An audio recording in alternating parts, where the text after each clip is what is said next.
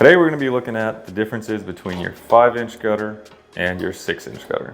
So the 5-inch gutter is 5 inches across the top, 3 3/4 across the back, and 3 1/4 across the bottom. It holds 4.5 liters per linear foot and is typically made out of aluminum. The 6-inch gutter is 6 inches across the top, 5 inches across the back, and 4 inches across the bottom. It holds 7.6 liters per linear foot.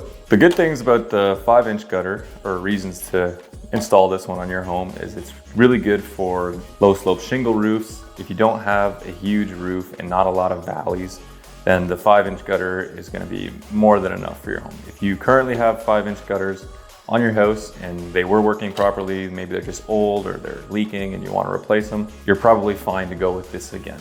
The 6-inch gutter is really good for steep roofs when you have multiple valleys feeding into one trough.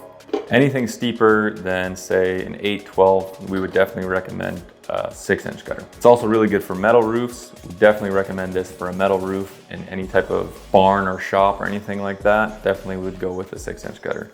They're less likely to clog. The material is thicker and thus making it a little bit stronger. So we've got a little bit of a demo here. I'll show you the differences between the 5 and the 6-inch gutter on a metal roof and a shingle roof. This little demo stand here, it's a 6/12 pitch on both sides, and one side's just a standard shingle and one side is a metal roof.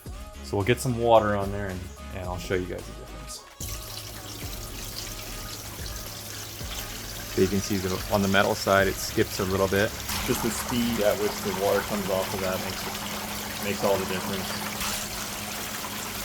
Another thing to think about if you have a metal roof, most metal drip edges won't be like this drip edge. This is a shingle drip edge that I just put on.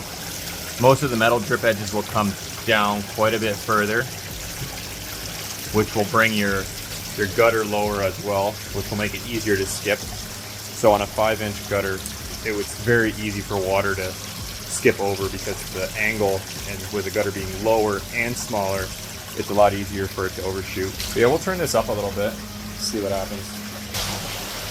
So yeah, that'd be a really heavy storm.